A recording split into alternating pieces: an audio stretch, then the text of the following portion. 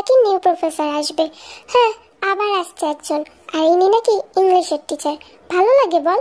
সব সময় প্রত্যেক মাসে মাসে টিচার বদলাতেই আছে। এই কলেজটার উন্নতি বলে আর কিছু হলো না। একটা কথা বলি রোজ, আমরা সবাই জানি, এটা আলাদা করে বলার কোনো দরকার নেই। ওই পেট মোটা ভুঁড়িওয়ালা আসবে একজন, আর আমাদেরকে কড়া কড়া নিয়মগুলো শুনিয়ে দেবে। তারপর আমাদের মানে এত বকা বকবে, কান ঝালাপালা করে দেবে, আর আমরা পড়া পারবো না, রোজ পানিশমেন্ট করবে। এটা একটা কলেজ হিস্ট্রি হয়ে গেছে, আর আমরা এখন অনেকটাই বড় হয়ে গেছি। ফার্স্ট ইয়ারের স্টুডেন্ট না, সেকেন্ড ইয়ারের। সো এইটা নিয়ে আমাদের আলোচনা না করাই ভালো। প্রফেসর আসছে, চল আমরাও যাই। ওরা যেমন সবাই মানে ফার্স্ট ইয়ার স্টুডেন্টগুলো কত স্টুপিড, এখন কি ওদের মানে কি আনন্দ। স্যার নাকি খুব হ্যান্ডসাম, আমরা তো জানি স্যার কিরকম হতে চলেছে, তাই এত মাতামাতি করার কি দরকার জানি না। ওরা স্যারকে ইনভাইট করবে বলে ভালো করে সবার থেকে টাকা টাকা নিয়ে কী সব আয়োজন করেছে। তুই চুপ করে আছিস কেন? কিছু বলবি না তুই?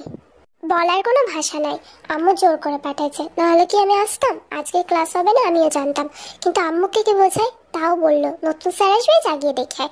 স্যারের আবার কি দেখবো? ওই তো পেট মোটা ভুঁড়িওয়ালা স্যার আসবে। যাই হোক, আমার আর ভালো লাগছে না, চল ক্লাসে যাই। তাড়াতাড়ি স্যারের এন্ট্রিটা হবে, স্যার ইন্ট্রোডাকশন দেবে, আমরা শুনবো, তারপর আজকে ছুটি হয়ে যাবে। আর আমার এখানে খাওয়া দাওয়া করার একদম মুড নেই, বাড়ি গিয়ে টানা একটা ঘুম দেবো, তাহলেই শান্তি পাবো, বুঝতে পারলি? এখন সমালোচনা করার মুড নেই, চল এখন যাই, ক্লাসে যাই। আর না হলে তো প্রিন্সিপালটা আছে আমাদের পিছনে কাটি করার জন্য। চল চল, আর ভালো লাগছে না। তো ওরা তিন বান্ধবী মিলে সমালোচনা এত করলো, করার পর বললো যে আর করতে ভালো লাগছে না। তো এই বলে তারা তিনজন কলেজে মানে তাদের ক্লাসে গেল। ক্লাসে গিয়ে বসা মাত্র কিছুক্ষণ বাদে 10 মিনিট বাদেই তাদের নিউ প্রফেসর আসলো, আর তাদের প্রিন্সিপাল স্যার তার সাথে মিট করিয়ে দিলেন। তো এইটা হচ্ছে তোমাদের নিউ প্রফেসর, ইনি ইংলিশ টিচার। তো স্যার, আপনি নিজের ব্যাপারে স্টুডেন্টদের একটু কিছু বলে দিন, যাতে করে ওদের আপনাকে চিনতে সুবিধা হয়। সো হ্যালো স্টুডেন্ট, আমি নিউ প্রফেসর জিয়ান জাংকুক। তো তোমরা জানো অ্যাজ ইউজুয়াল আমি ইংলিশ পড়ানোর জন্য তোমাদের কাছে আসছি। তো আজ যেহেতু ফার্স্ট ডে, আমি কাউকে পড়াবো না, জাস্ট তোমাদেরকে ইন্ট্রোটাই দিয়ে রাখলাম। আশা করছি তোমরা আমার ক্লাস সম্পর্কে খুবই সচেতন থাকবে আর খুব ভালোভাবে পড়াশুনো করবে, তাই তো? সবাই তো এত হ্যান্ডসাম প্রফেসরকে দেখে অবাক হয়েই যায়। তো ফার্স্ট টাইম এত সুন্দর একজন মানে প্রফেসর লাইক আসছে। তো এরপরে কি মানে সবাই তো অবাক হয়েছে, বাট তের মুখ হাঁ হয়ে গেছে, কারণ সে জেকে দেখে পুরো অবাক হয়ে যায়। জেকে যখন ইন্ট্রো দিচ্ছে তে সেগুলো শুনছেই না, তার জন্য সব কথাগুলো মাথার উপর দিয়ে যাচ্ছে, বাঁ কান দিয়ে ঢুকছে, ডান কান দিয়ে বেরিয়ে যাচ্ছে, এইরকম একটা অবস্থা। সে একদম থতমত খেয়ে গিয়েছে। আর প্রফেসরকে দেখে সবাই কিন্তু ক্রাশ খেয়েছে। তো তের বেস্ট ফ্রেন্ড সেটা লক্ষ্য করার থেকে ধাক্কা দেয়, মানে তের একটা বেস্ট ফ্রেন্ড সেটা লক্ষ্য করেছে, অন্যটা তো চেকের দিকেই তাকিয়ে আছে। তো ধাক্কা দিয়ে বলে, এটা কি?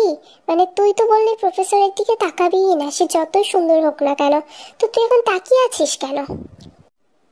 আমি কি বলবো রোজ, এখন কাঁদবো না হাসবো বলতো? আমি কিচ্ছু বুঝতে পারছি না।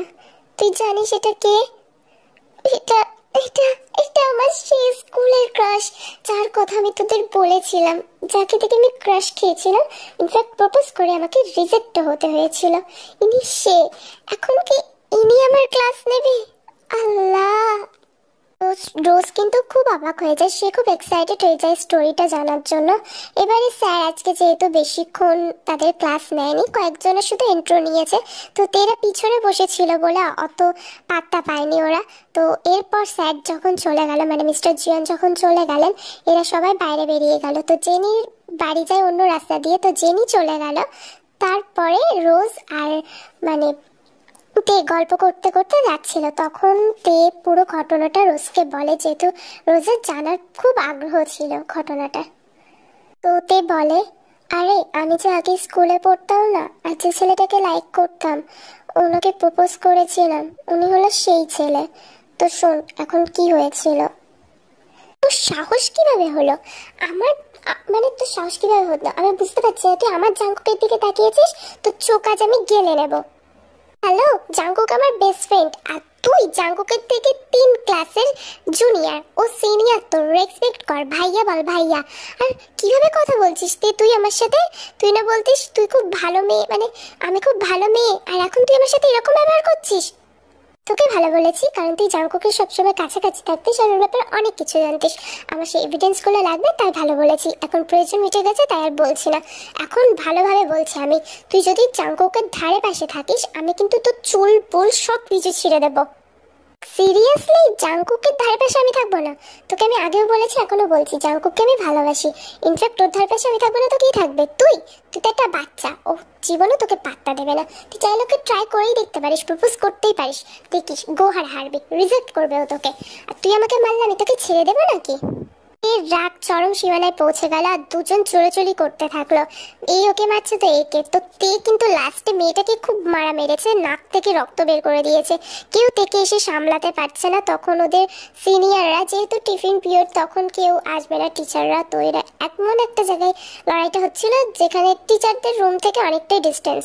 তো এরপর সিনিয়ররা ওখানে আসা জাংকুক থামাতে বলে। তো কয়েকটা মেয়ে গিয়ে তেকে ধরে আর কয়েকটা মেয়ে গিয়ে অপোজিট পার্টনার মানে যার সাথে তুই ঝামেলা করছে আয়ুকে গিয়ে ধরে। এরপরে জাংকুক মাঝখানে যায় আর ওদের দুজনকে থামায় আর শান্ত করে। তো দুজনেই তো জাংকুকের ওপর ক্রাশ খেয়ে বসে আছে, তো জাংকুক বললে অবভিয়াসলি থেমেই যাবে দুজন। তো এরপরে আয়ুকে এসে নিয়ে যেতে বলে আর তেকে জিজ্ঞাসা করে ফাইটটা কেন শুরু করলো সে, কারণ সবাই দোষ দেয় তের, যেহেতু হ্যাঁ তে তুই আগে গায়ে হাত তুলেছে, আয়ু আগে কিছুই করেনি, তেই আগে গায়ে হাত তুলেছে। তো জাংকুকের কথার উত্তর দেওয়ার জন্য তে বলে জানি ভাইয়া, এতদিন আমার এই কথাটা বলে দেওয়া দরকার ছিল, এতদিন বলতে পারিনি বলে আজকে বলছি। ওই যে আপুটা আছে আয়ু আপু, আপনার বেস্ট ফ্রেন্ড, ও আপনাকে ভালোবাসে বলছিল, আর এই কথাটাতেই আমার রাগ হয়েছে। আয়ুকে আমিও ভালোবাসি, আয়ু আমাকেও ভালোবাসে, বাট এই কথাটাতে তোমার কেন রাগ হলো তে? এটাই তো পয়েন্ট, আপনি ওকে বেস্ট ফ্রেন্ড হিসেবে ভালোবাসেন, অ্যাজ এ বেস্ট ফ্রেন্ড হিসেবে ভালোবাসতেই পারেন, বাট ও আপনাকে অন্য কিছু নিজের জামাই হিসাবে ভালোবাসে, এটা আমার পছন্দ হয়নি। আর আমার রাগ হয়েছে কারণ আমি আপনাকে অনেক দিন আগে থেকে লাইক করি, ইনফ্যাক্ট ভালোবাসি, আর আপনাকে অন্য মেয়ের সাথে আমি দেখতে পারবো না। আর ওই ব্যক্তিটা আপনাকে ভালোবাসি ভালোবাসি বলেই যাচ্ছিল, যার কারণে আমি ওকে মারছি। আর যেটা আমি করেছি ঠিক করেছি, ও আর সাহস পাবে না দ্বিতীয়বার বলার জন্য। ও আপনাকে ভালোবাসে না, জাস্ট আপনার কাস্টমার কি। ইনফ্যাক্ট আমি তোমাকে কিছু বলতে চাই, তুমি এখন অনেক ছোট, তোমার এই ফিলিংসগুলো হওয়া স্বাভাবিক, এই বয়সে এগুলো হয় স্বাভাবিক জিনিস, তো এগুলো নিয়ে বেশি মাতামাতি করো না। আমি সুন্দর হ্যান্ডসাম এটা দেখেই তোমার আমাকে পছন্দ হয়েছে, এটাকে ভালোবাসা বলে না, বুঝলা? আর ও যেটা বলেছে হয়তো মজা করে বলেছে, ও আর আমি বেস্ট ফ্রেন্ড, এর থেকে বেশি কিছু না। ইনফ্যাক্ট আমি চাইবো না কোনোদিন আমার বউ এতটা পিচ্ছি হোক, এতটা ছোট হোক। তুমি তোমার পড়াশোনার দিকে মন দাও, তাহলে জীবনে কিছু হতে পারবে, আমার দিকে মন দিলে কিছুই হবে না, বুঝতে পারলে? আর আমি তোমাকে যেটা বললাম মাথায় রেখো, এখন এই জিনিসটা হওয়া খুবই স্বাভাবিক জিনিস, কারণ তোমার বয়সটা এখন কম, আর এটা হতেই পারে আজ আমার প্রতি কাল অন্য কারোর প্রতি। তোমরা এখন সৌন্দর্যের প্রতি বেশি আকৃষ্ট হবে, এটাই স্বাভাবিক। এখন যাও নিজের ক্লাসে যাও, আর দ্বিতীয় দিন এইসব কথা আমাকে বলতে আসবে না। তেকে কিন্তু খুব জেন্টলি তেকে বোঝায়, যেহেতু চেকে থেকে 3 ক্লাস জুনিয়র ছিল, তো এখন এই ফিলিংসটা হওয়া স্বাভাবিক, যার কারণে সে আর কিছু বললো না। তে খুব ইনসাল্ট ফিল করে এই জায়গাটায়, মানে তেকে যেভাবে বলছে তার খুব খারাপ লাগছে। আর 3 ইয়ার্সের এজ গ্যাপ তো হতেই পারে, কিন্তু জানি না কেন জাংকুক তাকে রিজেক্ট করে দিল। তো এরপরে তে কান্না করতে করতে ওখান থেকে চলে যায়। তো ক্যাম্পাসের সবাই যেহেতু সবাই তাকিয়ে রয়েছে তের দিকে হাঁ করে, তো এই মোমেন্টটা তের জন্য খুব ইনভেস্টমেন্ট ছিল, যার কারণে সেখান থেকে চলে যায়, জাংকুকও চলে যায়। আর তারপর থেকে তে বেশি জাংকুককে পাত্তা দিত না, ইনফ্যাক্ট জাংকুকের সামনেও যেত না। কিন্তু তের ভালোবাসা কমলো না, সেই আড়াল থেকে হলেও জাংকুককে একবার হলেও দেখবে। ও একটা কথা বলে রাখি তোমাদের, তো তোমরা হয়তো ভাবছো জাংকুক আর তের তো বেশি বয়সের ডিফারেন্স, তাহলেও এত তাড়াতাড়ি প্রফেসরের জবটা কিভাবে পেলো? তো জাংকুকের পড়াশুনো এখনো চলছে, বাট পড়াশোনা করতে করতেও আমরা অনেকেই জব পেয়ে যাই। তো সেই থ্রুতেই জাংকুক এরকম একটা মানে প্রফেসরের পজিশনে এসে জবটা পেয়েছে। তো তে কিন্তু এরপর থেকে জাংকুককে ইগনোর করছে সম্পূর্ণ, সেইভাবে জাংকুকের দিকে তাকায় না, ক্লাস অ্যাটেন্ড করে, মানে যথার্থ পড়াশোনাও করে, বাট সেইভাবে জাংকুকের দিকে তাকায় না, যতটা পারে ইগনোর করার চেষ্টা করে। জাংকুকের সেই কথাটাতে এখনো পর্যন্ত মনে রেখে দিয়েছে। তো কয়েকদিন পরে জেকে ক্লাসে একটা টেস্ট নেয়। তো সবাই যথারীতি বসেছে, জেকে পেপারগুলো দিয়েছে। তো পেপারগুলো দেওয়ার পর সবাই সবার মতো লিখছে। তখন তার বেস্ট ফ্রেন্ড তার পাশে যে বসেছিল বারবার তের খাতায় উকি মারছে। জাংকুক সেটা নোটিস করছে দূর থেকে। বান্ধবী, কিচ্ছু পড়ি নাই রে, রোজও অত দূরে বসছে, তুই আমাকে খাতাটা দিয়ে দে না প্লিজ, একটু দেখি। আমি কিচ্ছু পারবো না, আমার এখন কান্না পাচ্ছে। বান্ধবী, একটু দেখা না আমাকে, এদিকে সরাই। এক্সকিউজ মি, আমি তোমাদের দুজনকে অনেকক্ষণ থেকে নোটিস করছি, তোমরা একে অপরের খাতা দেখছো। তো আমি তোমাদের দুজনকে একসাথে বসতে দেব না। জেনি, তুমি একদম সাইডে গিয়ে বসো। আর তে, তুমি উঠে আসো। এখানে লিসা বসবে। লিসা, তুমি তে সিটে বসো। আর তে, তুমি লিসা সিটে গিয়ে বসো। বাট স্যার, আমি তো আপনার পাশে কমফোর্টেবল ফিল করছিলাম, আপনার পাশের সিটটা তো ফাঁকা ছিল স্যার, আমি তো আগে এসে বসছি। তুই ওখানে থাক না, ওরা চিট করবে না। জেনি, আর তের দিকে তাকাস না। প্রফেসর, আমি না তুমি, চুপচাপ যা বলছি তাই করবে। তুমি আমার সিটের ওই পাশের সিট থেকে ওঠো, উঠে সেখানে বসো। আর তে, তুমি গিয়ে ওখানে বসবে। তো তে কোনো কথা বলে না, সে মাথা নিচু করেই ছিল। জেনি তের দিকে তাকিয়ে মুখ ভেঙচি দিচ্ছে, কারণ তে চলে যাচ্ছে, এবার ও কিভাবে লিখবে। তো লিসা আসছে দেখি তো একটু হলেও আশ্বাস ফেলে, তো লিসাও মাথা নিচু করে চলে আসে। লিসা কিন্তু জাংকুকের পাশের সিটে বসেছিল, ওর ওই জায়গাটাই আগে এসে দখল করে, কে আগে জাংকুকের পাশে গিয়ে বসতে পারবে, এরকম একটা ব্যাপার। তো রাউন্ড শেপে তোমরা জানো যে ইউনিভার্সিটিগুলো বড় হয় সেগুলো কেমন হয়, তো সেইভাবেই সিটগুলো কভার আপ করা। তো লিসা এসে তে সিটে বসে, আর তে গিয়ে লিসা। তো ওখানে বসার পর জাংকুক আর অতটাও গার্ড দেয় না, সে এবারে সবাই চুপচাপ লিখছে, যেহেতু একবার ওরম সিট বদল করিয়ে দিয়েছে, তাই কেউ কারোর দিকে তাকানোর সাহস পাচ্ছে না, এমনকি ঘাটটাও বাঁকাচ্ছে না, যে যার মতো খাতায় মুখ গোছে। তো জাংকুকের চোখ কিন্তু ওই দিকেই আছে, মানে সবার পরীক্ষা দিচ্ছে যেদিকে সেদিকেই আছে। আর তের দিকে একটু ঝুঁকে তাকে জিজ্ঞাসা করলো, কেমন আছো তে? স্যার, আপনি প্লিজ একটু চুপ করবেন, আমি তো লিখছি নাকি। প্রশ্নের উত্তর দাও নি তুমি। স্যার, আমি ভালো আছি, আপনি কেমন আছেন? আশা করছি আপনি এই মুহূর্তে ভালো আছেন, না হলে এত কষ্ট করে তো কলেজ আসতে পারতেন না। তো প্লিজ স্যার, এবার আমাকে লিখতে দিন, নাহলে আমি কিচ্ছু লিখতে পারবো না। একই জেনির জন্য আমার কিছু লেখা হয়নি, এবার প্লিজ আপনি শুরু করবেন না। তে, তুমি রেগে গেলে তোমার গালগুলো কি সুন্দর লাল হয়ে যায়, টমেটোর মতো, ইচ্ছা করে না কামড়ে দিতে। তের হাত থেকে পেনটা পড়ে যায়। তো তের নিচু হয়ে পেনটা তোলার জন্য, মানে জাংকুকের কথার অ্যাকশনের রিয়াকশনই হলো এটা, তো পেনটা তোলার জন্য যায়। তো জাংকুকও ইচ্ছা করে একটা জিনিস ফেলে, আর সেটা তুলতে গিয়ে জাংকুক তের গালে একটা কিস করে। তো তে তো পুরো অবাক, মানে এখানে বসে জাংকুক যা করছে সে মনে হয় না আজকে পুরো এক্সামটা দিতে পারবে।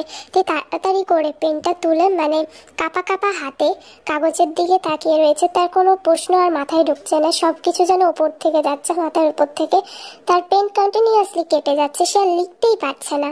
তো জাংকুক তাকে আবারও বলল, জানো তে, এই ড্রেসটা পরে না তোমাকে মাশাআল্লাহ অনেক সুন্দর লাগছে। আমি তো চোখ ফেরাতেই পারছিলাম না, যার কারণে তোমাকে পুরো নিজের পাশে এসে বসালাম। তোমার সাথে এইভাবে, মানে এতদিনে ঠিকভাবে কথাও হয়নি, তুমি তো শুধু আমার থেকে পালিয়ে পালিয়ে বেড়াচ্ছিলে। আজকে পুরো কাছে আনছি এই কারণেই, তো আমার মনের আশাগুলো পূরণ করতে পারি।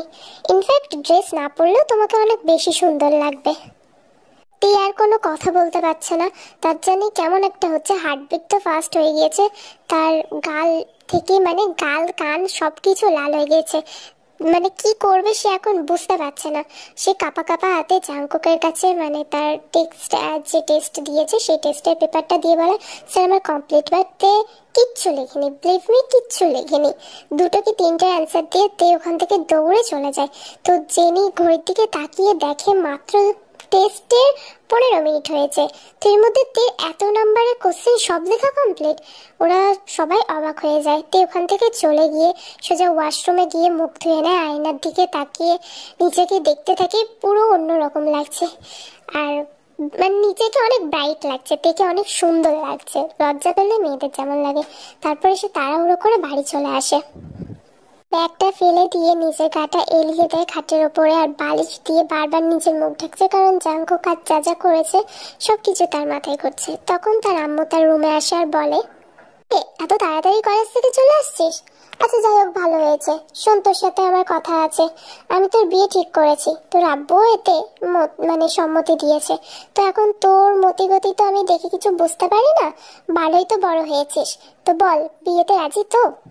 বিয়ে মানে কার পারমিশন নিয়ে তুমি আমার বিয়ে ঠিক করেছো? আমি এখন কোনো বিয়ে টিয়ে করতে পারবো না। আগে আমি পড়াশোনা কমপ্লিট করব, তারপরে বিয়ে করব। যাকে ঠিক করেছো রিজেক্ট করে দাও, যাও। আরে আমি তো শুধু রিচুয়াল মেনে তোকে জিজ্ঞাসা করতে আসছিলাম, যেটা জিজ্ঞাসা করতে হয়। ছেলেকে আমি অনেক আগেই ঠিক করে রেখেছি, ছেলে আমার বেশ পছন্দ হয়েছে। বিয়ে করতে হলে ওকেই করবি। আচ্ছা পড়াশোনা কর, তোকে আমি এখন আর কিচ্ছু বলবো না। পড়াশোনা শেষ হলে তোকে তো ওকেই বিয়ে করতে হবে। বাট তুই রেজিস্ট্রি পেপারে সাইনটা করে রাখবি, পরে যাতে কোনো ঝামেলা না করতে পারিস। যা, তোকে আমি সময় দিলাম 3-4 বছর। তুই যদি পড়াশোনা করতে চাস, ছেলের কোনো আপত্তি নেই। ছেলে বলেই দিয়েছে, কারণ আজকালকার যুগের মেয়েদের তো ভালোভাবেই ছেলেটা ভালো নেহাত, ওর জন্য এত কিছু বলছে। ওর পরিবারের লোকজনও ভালো, আমার ওকে বেশ পছন্দ হয়েছে, তোর বাপেরও পছন্দ হয়েছে। তো বিয়ে তোকে ওকেই করতে হবে। আম্মু, যখন তুমি সবকিছু ঠিকই করে রেখেছো, আমাকে জিজ্ঞাসা করার কি দরকার? মানে কাটা গায়ে নুনের ছিটা মারছো? আমি আমি বিয়ে এখন করতে চাই না, আর পরেও করতে চাই না, প্লিজ। তীর আম্মু আর কোনো কথা বাড়ালো না। সে বলল তাড়াতাড়ি নিচে আসতে, লাঞ্চ করে নিতে, কারণ তেকে এখন বেশি কিছু বলে খেপাতে চায় না। তো তে কিন্তু তার মায়ের প্রস্তাবে অর্থাৎ বিয়ের প্রস্তাবে রাজি হয় নাই। তো পরের দিন যথারীতি সবাই কলেজে চলে আসে। তো জাংকুক সবার মানে যে খাতাগুলো সে চেক করেছে, তাদের এক্সাম পেপারগুলো ডিস্ট্রিবিউট করছিল। তো ডিস্ট্রিবিউট করতে করতে জাংকুক একটা অ্যাটলিস্ট পেপারটা ধরে আর বলে, তো এই পেপারটা যার মানে মিসতে আপনার, আপনি ছাড়া বাকি ক্লাসের সবাই পাস করেছে, আপনি একাই ফেল করেছেন। তো আপনার এডুকেশনের খুবই প্রয়োজন। তো এই ব্যাপারটা আপনার, যেহেতু আমি চাই আপনি পার্সোনালি অফিসে আসেন আর আমার সাথে দেখা করেন, কারণ আপনি দেখছি খুবই উইক ইংলিশে। তো আপনার ইংলিশটা আরও যাতে মজবুত হয়ে যায়, ওই জন্য আপনাকে ডাকছি। তো ক্লাস শেষ হয়ে গেলে আমার সাথে দেখা করবেন অফিস রুমে। ও তে পেপারটা ধরার পর তার 2 ফোঁটা পানি চোখ থেকে গড়িয়ে পেপারে গিয়ে পড়ে, কারণ তে চায়নি সে ফেল করুক। জাংকুকের কারণেই এটা এরকম হয়েছে। আর ক্লাসের সামনে আজ সেম ভাবে জাংকুক যেদিন ক্যাম্পাসে অপমান করেছিল, আজকে ক্লাসেও অপমান করে তার শিক্ষার দিক থেকে। অন্যদিকে আম্মু তাকে প্রেশার দিচ্ছে বিয়ের জন্য, তার জন্য সব দিক থেকে বিরক্ত লাগছে। তার বেস্ট ফ্রেন্ড তাকে বলল, আচ্ছা তে মুড অফ করিস না, আমরা কি যাব? বাইরে গিয়ে দাঁড়িয়ে থাকবো।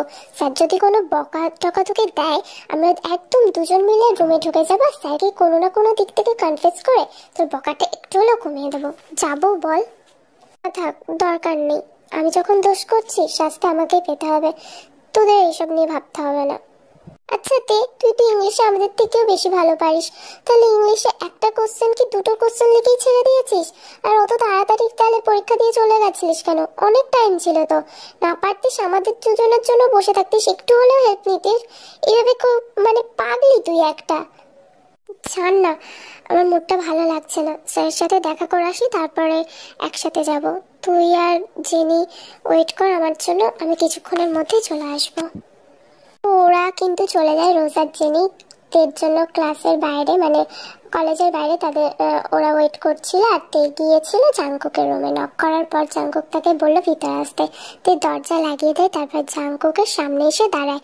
জাংকুক তের কাছে আসে আর কোনো কথা বলছে না। জাংকুক আস্তে আস্তে তের দিকে এগিয়ে যাচ্ছে। জাংকুক যত এগিয়ে আসছে, মানে জাংকুক যত এগিয়ে আসছে তত তে পিছিয়ে যাচ্ছে। এক পা করতে করতে তে একদম গিয়ে দেয়ালের সাথে তার পিঠ ঠেকে যায়।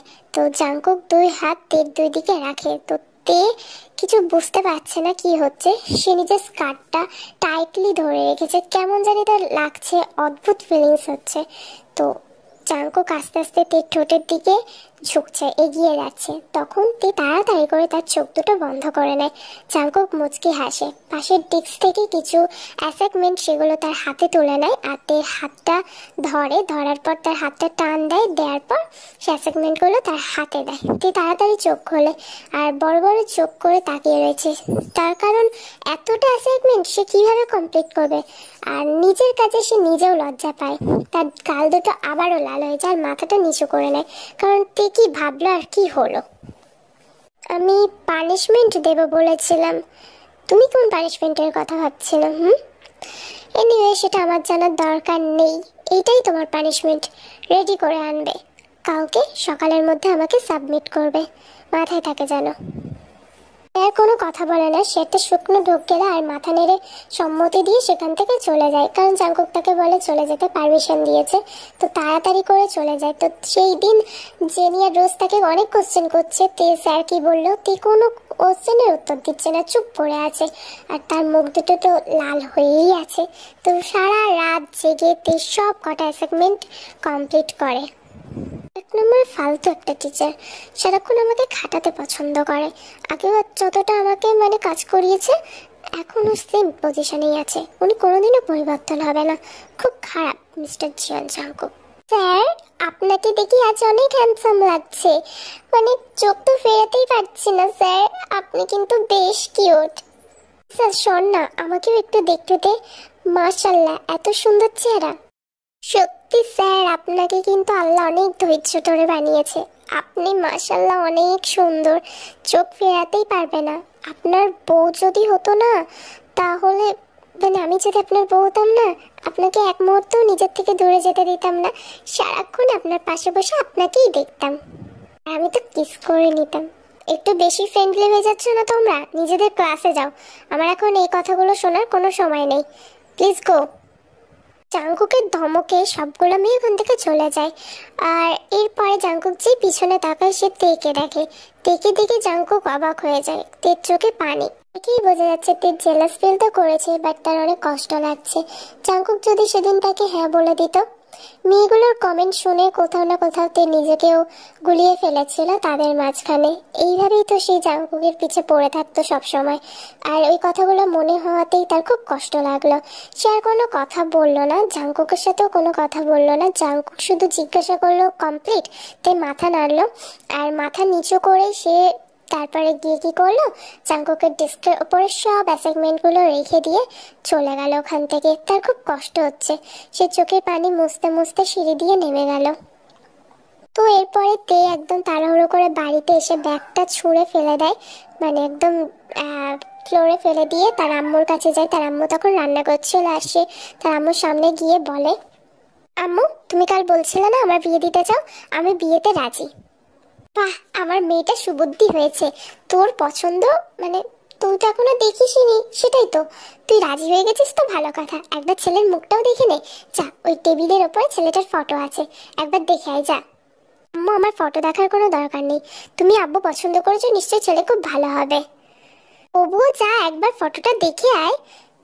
তো তের কোনো ইন্টারেস্ট নেই, তাও সে সোফায় গিয়ে বসে আর ফটোটা নেয়, টান দেয়। এবার ওর এক হাতে গ্লাসে পানি চাচ্ছে, পানি খাচ্ছে, অন্য হাতে ফটোটা যেই দেখে তো গ্লাস হাত থেকে আপনা আপনি পড়ে যায়, সে বিষম খেয়ে যায়, কারণ it's none other than Jungkook. জেকের পিক দেখে তে খুব রেগে যায়, আর তার আম্মুর কাছে এক দৌড়ে গিয়ে বলে, এটা কি, এটা কি তুই জানিস না, এই তো পাত্র, আমার সোনার টুকরো ছেলে, ওর মতো পাত্র ওকে পায়ে ঠেলে নাকি, মাশাআল্লাহ অনেক ভালো ছেলে, বুঝতে পারলি, ও তোকে পছন্দ করছে, ওই জন্যই তো আমরা বিয়েটা ফিক্স করে দিয়েছি, তোর ওকে পছন্দ হয় না? হ্যাঁ অনেক পছন্দ হয়েছে, এখন সর আমার অনেক কাজ আছে, তুই দেখ তোর জামাইয়ের ফটো যত ইচ্ছা মন দিয়ে দেখ, আমি যাই তোর আব্বুকে ডেকে আনি, আর তুইও বসে যা, খাওয়ার টাইম হয়ে গেছে। তের মাথায় হাত, তার আর কিছু বলার নেই, সে নিজেই নিজের পায়ে কুড়ুল মারলো, কারণ সে না দেখেই রাজি হয়ে গেছে। তো এরপরে সে তে গিয়ে তার গ্রুপে তার ফ্রেন্ডের ফটোটা সেন্ড করে, আর সে কিন্তু তার ফ্রেন্ডের আগেই বলে রাখছে যে আজকে সে বলে দেবে যে বিয়েতে রাজি তার আম্মুকে। তো যখন তারা জাঙ্কুকের ফটো দেখে সবাই হেসে ফেলে, আর থেকে খুব টিস করে। আম্মু তো ঠিকই বলছে, এত সোনার টুকরো ছেলেকে কেউ পায়ে ঠেলে, খুব সুন্দর মানাবে তোদের দুজনকে, যা যাতে তুই তো ছোটবেলার ভালোবাসা পেয়ে গেছিস, রাজি হয়ে যা। মাশাআল্লাহ এত সুন্দর ছেলে, আমার জামাই হলে তো আমি চোখই ফেরাতাম না, সারাক্ষণ ড্যাব ড্যাব করে আমার জামাইয়ের দিকে তাকিয়ে থাকতাম। তে তোর ভাগ্য কিন্তু অনেক ভালো, জাঙ্কুক স্যারের মতো এত রোমান্টিক কিউট হাজবেন্ড পাইছো। তের খুব রাগ হয়, ফোনটা এক কাছে ভেঙে ফেলে, তারপরে সে শুয়ে পড়ে, রাত্রে কিচ্ছু খায় না। তো সারা রাত ধরে ভেবে সে একটা সিদ্ধান্ত নেয়, সকালবেলা ঘুম থেকে উঠে তার আম্মুর কাছে যায়, তার আম্মু তখন ব্রেকফাস্ট বানাচ্ছিল। তো তে ফ্রেশ হয়ে নিচে যায়, তো আজকে রবিবার, তাই আজকে আর কলেজ নেই, ছুটি। আম্মু আমি তোমাকে একটা ইম্পর্টেন্ট কথা বলতে চাই, মন দিয়ে আমার কথা শোনো। ছেলেকে আমার পছন্দ হয় নাই। আমি জানি তুমি এখন কারণ জিজ্ঞাসা করবে, ওনার হাজারটা কারণ আছে, তবু আমি একটা বলছি, ছেলের ক্যারেক্টার আমার ঠিক মতো লাগে নাই। কারণ আমি জানি উনি আমাদের কলেজের প্রফেসর, আমাদের যে ইংলিশ টিচার আসছে ওটাই উনি। তো উনি অনেক মেয়ের সাথে ফ্ল্যাট ব্যাচ করে বেড়ান, যার কারণে আমার একদমই ভালো লাগেনি ওনাকে। তুমি বলে দিয়ে আমি বিয়েতে রাজি না, আমি বিয়ে করতে পারবো না, বুঝতে পারলে? তুই বলবি, আমি মেনে নেব। জাংকুকের মতো ছেলে মেয়েদের গাইড হয়েছে, মেয়েরা ওর গাইড হলে পড়বে, এটা আমি খুব ভালো মতোই জানি। আর ও যে তোর স্কুলের মানে কলেজের টিচার, সেটা তো আমাকে আগেই বলে দিয়েছে। আর ওখান থেকেই তো ওর তোকে পছন্দ হয়েছে। যাই হোক, তুই আর বেশি প্যাচাল করিস না তো। সে কাল থেকে দেখে আসছে, একবার রাজি হচ্ছে একবার হচ্ছে না। প্রথমে হলো, তারপর হলো না, আবার হচ্ছে আবার হলো না। কি শুরু করে দিয়েছে মেয়েটা! আমি আর তোর একটাও পাগলামি কথায় সায় দেবো না, বুঝতে পারলি? বিয়ে করলে ওকেই করতে হবে। শোন, জাংকুক বলেছে কাল তোর সাথে ক্যাফেতে দেখা করতে যায়। এই যে অ্যাড্রেসটা দিয়ে দিলাম, চুপচাপ ওর সাথে দেখা করবি। আর তোর সম্পর্কে যদি কোনো রিপোর্ট শুনছি না, তোকে আমি থাবড়াই শেষ করব। বদমাশ মেয়ে একটা। চল এখন নিজের তাড়াতাড়ি ব্রেকফাস্টটা কর। ও তারপরে তে ব্রেকফাস্ট করে নেয়, তার ঠিকানাটা নেয় তার মার কাছ থেকে। তো অ্যাড্রেসটা নেওয়ার পর তের কি যেন মনে হতে, সে ভাবলে যাবে তো এই আব্বা মুখে বলে কোনো লাভ হবে না, সরাসরি তাকে জাংকুকের সাথেই কথা বলতে হবে। তো তে আর জেকের সাথে মানে তে জেকের সাথে ক্যাফেতে দেখা করতে যায়, আর তাদের মধ্যে তুমুল ঝগড়া লাগে। তো কিছুক্ষণের মধ্যে জেকে চলে আসে, তে অনেকক্ষণ ধরে বসে আছে, ওয়েট করছে। এরপরে জেকে আসা মাত্র সে বসে আর বলে, সরিতে কাজ ছিল, যার কারণে একটু ওয়েট করেছি। তো তুমি অর্ডার দাওনি? এই 2 ঘন্টা ধরে আমি এখানে বসে আছি, যে টাইমে দিয়ে আসছেন মানে যে টাইম দিয়েছেন আম্মুকে, সেই টাইমেই চলে আসছি। আর কফি, আমি 5টা কফি খেয়ে নিয়েছি, তাও আপনার আসার সময় হচ্ছিল না। 2 ঘন্টা কেটে যাওয়ার পর আমি ভাবছিলাম চলেই যাব, আম্মু এখানে জোর করে ফোন দিয়ে বসে রাখছেন, নাহলে আমি কখন চলে যেতাম। শুনুন স্যার, যে হাজবেন্ড মানে হবু হাজবেন্ডকে স্যার বলবে? আর বললাম তো সরি। আর কাজ থাকলে আমি কি করব, এটা আমার দেখার বিষয় না। ওকে, স্যার বলছি না। শুনুন ভাইয়া, ভাইয়া আমি তোমার মায়ের পেটের ভাই না, সো আমাকে ভাইয়া টাইয়া বলে ডেকো না। আর বলছি না হবু হাজবেন্ড হই, তাহলে ওকে। এখনো হননি তো? তাহলে আমি এটাই বলে রাখছি, জিয়ান সব গ্রামের মেয়েদের মতো সাহেব টাইপ আবার বলিও না। আমার নাম জাংকুক, ওইটা বলেই ডাকো, বেটার লাগে তোমার মুখে শুনতে। দেখেন, আপনি কিন্তু একটু বেশি বেশি করছেন। প্রথমে রিজেক্ট করেছেন আমাকে, এখন এখন মানে কি দেখি আমাকে আমার দরদ দেখাচ্ছেন যে রিজেক্ট করা একটা মানুষকে আবার আমি ফিরিয়ে আনছি নিজের লাইফে। এইসব জিনিস আমার সাথে করতে আসবেন না। যেদিন থেকে আপনি রিজেক্ট করেছেন তারপরের দিন থেকে আমি আপনার ব্যাপারে ভাবা বলতে পারিনি, বাট চেষ্টা করেই যাচ্ছি। স্টিল এখনো চেষ্টা করব, কিন্তু তবু আমি আপনাকে বিয়ে করব না। কারণ আপনি সেদিন আমাকে অপমান করেছেন, তারপর আমাকে কলেজে অপমান করেছেন, তারপর আপনি মেয়েদের সাথে কথা বলেন, তারপর আমাকে টেস্টে ইচ্ছা করে ফেল করে আমাকে সবার সামনে অপমান করেছেন। আপনি অপমানই করেছেন। ইনফ্যাক্ট এখন আমার আব্বু আম্মুকে কনভিন্স করেছেন আমাকে জোর করে যাতে বিয়ে দেয়। যখন ইচ্ছা হবে, যা ইচ্ছা হবে সবসময় সেটা করবেন। যদি এতই মানে আপনার আমার বিয়ে করার ইচ্ছা ছিল, তাহলে সেদিন পেঁচাল না করে আমাকে বিয়েতে সরাসরি মানে প্রপোজটা সরাসরি অ্যাকসেপ্ট করে নিতেন, সবার সামনে না পারতেন, পিছনে বলতেন তে আগে প্রতিষ্ঠিত হয়ে যাও, তারপরে না আমরা দুজন বিয়ে করব।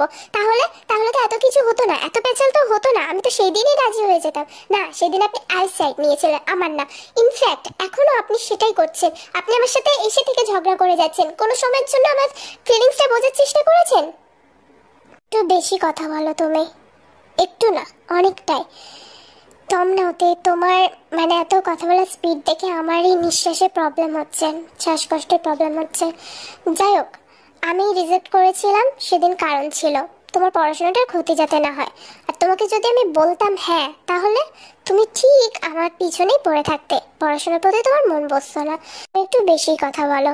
আর এই কথাটা মাথায় ঢুকিয়ে নাও, বিয়ে তোমাকে আমাকেই করতে হবে, তাতে তোমার ইচ্ছা থাকুক চাই না থাকুক। রিমাইন্ডেড। তো পুরো ক্যাফেতে কিন্তু লোক ভর্তিই আছে। তো তে আর জাংকুকের ঝগড়ার দিকেই ওরা তাকিয়েছিল। এরপরে তে ওখান থেকে চলে যেতে নিলেই জাংকুক মানে এমন একটা কাজ করে যেটা তে এক্সপেক্ট করেনি। তো তে যেতে গেলে সে দেখতে পায় পিছনে কিছুর সাথে তার ওড়না বাঁধা পড়েছে। তো তে ভাবে কোনো কিছুতে আটকে গেছে, তো ছাড়াতে যাবে তখনই দেখে জাংকুক হাঁটু গেড়ে বসে তের ওড়নাটা টান দিয়ে ধরে রাখছে। তো তে তো পুরোই অবাক। তারপরে জাংকুক ওঠে, ওঠার পর ওনাটা টান দিতে দিতে নিজের কাছে নিয়ে আসে তেকে। তে কোনো কথা বলছে না, মানে আশেপাশের লোকজন তো দেখছে তে ব্লাশ করেই যাচ্ছে। তে কিছু বুঝতে পারছে না। জাংকুক তাকে পুরো নিজের সাথে মিশিয়ে নেয় আর তারপর গালে হাত দেয়, তেকে ফেস টু ফেস করায়। তে জাংকুকের চোখের দিকে তাকিয়ে আছে, বেশিক্ষণ তাকিয়ে থাকতে পারলো না, সে চোখটা নামিয়ে নিল। জাংকুক বলল, মিথ্যে বলছো কেন? তোমার চোখের ভাষা আমি বুঝতে পারি, বুঝলে? আর আমি তো বলছি সেদিন আমি ওরকম করেছিলাম তোমার পড়াশোনার কথাই ভেবে। আচ্ছা, এখনো যদি সরি বলতে হয় আমি বলতে রাজি। আর সেদিন যখন অপমান করেছিলাম তোমার খারাপ লাগছিল না?